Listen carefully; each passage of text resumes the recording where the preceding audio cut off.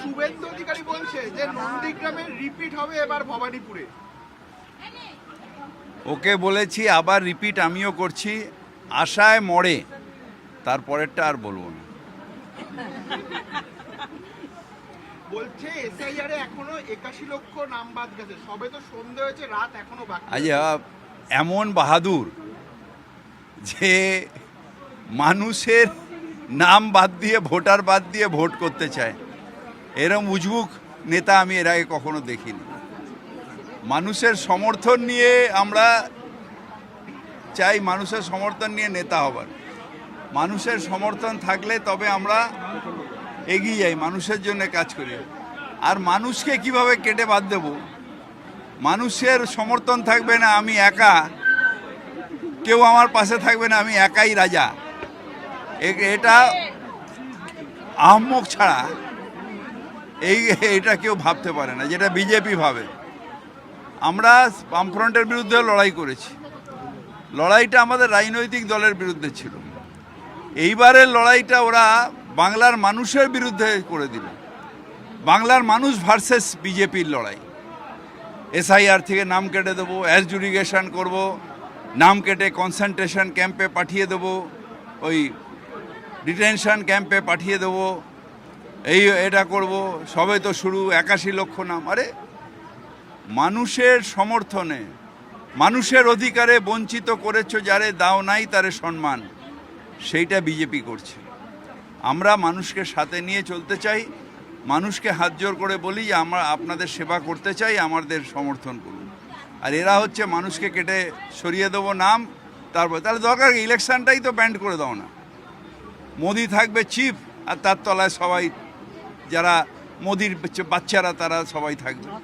অভিষেক বন্দ্যোপাধ্যায় গতকালকে ইলেকশন কমিশনে গিয়েছিলেন, বিহার উত্তরপ্রদেশ থেকে বহু মানুষের নাম ঢোকানো হচ্ছে ফর্ম 6 এটা ওরা অনেক রকম ইলেকশন কমিশনকে মদত নিয়ে অনেক রকম, আজকে না অনেক রকম, মমতা ব্যানার্জি প্রমাণ করে দিয়েছিলেন যে অন্য voter card, same voter card, epic নাম্বারটা সেম ছিল। আর এখনও ওরা কন্টিনিউয়াস চেষ্টা করে যাচ্ছে কি করে ধাঁধলি করা যায়, বাংলার মানুষকে বাদ দিয়ে উত্তরপ্রদেশের মানুষ, বিহারের মানুষকে নিয়ে এসে ভোট করাবে। বিরাট বাহাদুর, বিরাট বাহাদুর।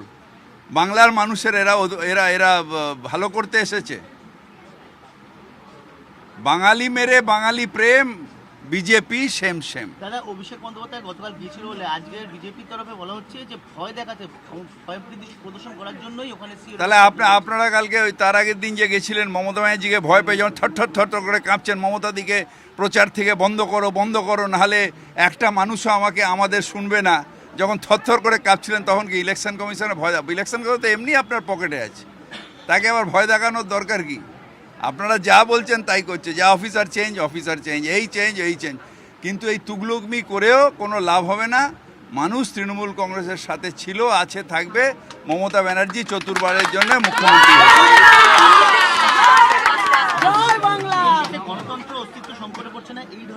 নিশ্চিতভাবে আমি আগেও বলেছি, আপনাকেও বিশেষ করে বলেছি,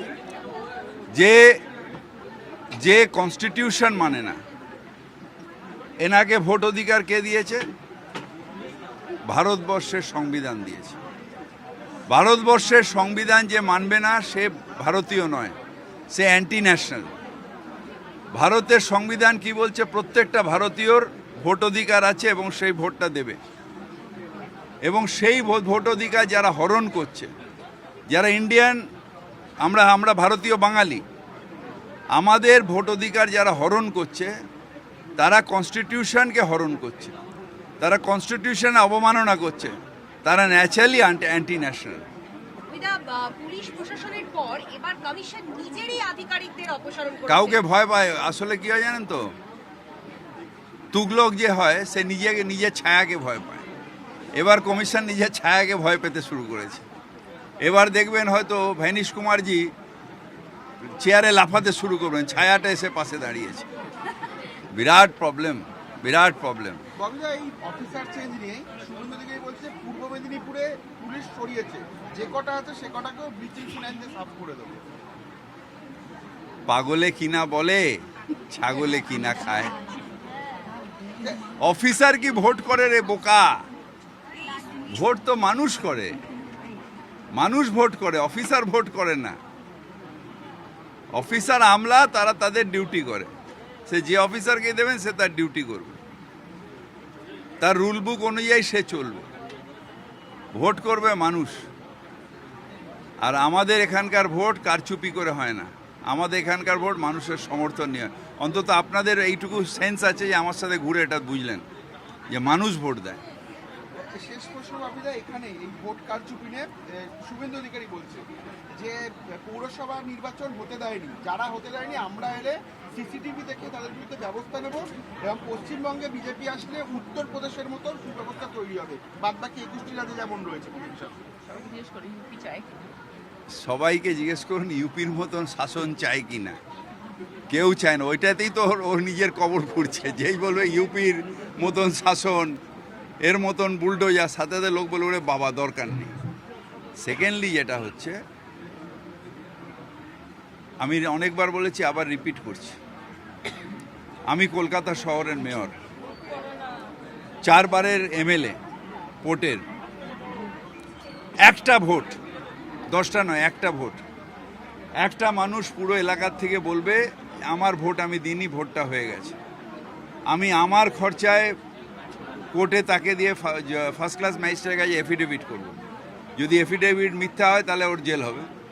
তারপরে আমি নিজেই ইলেকশন কমিশনে পিটিশন করে তার ভোটার এটা বার করব।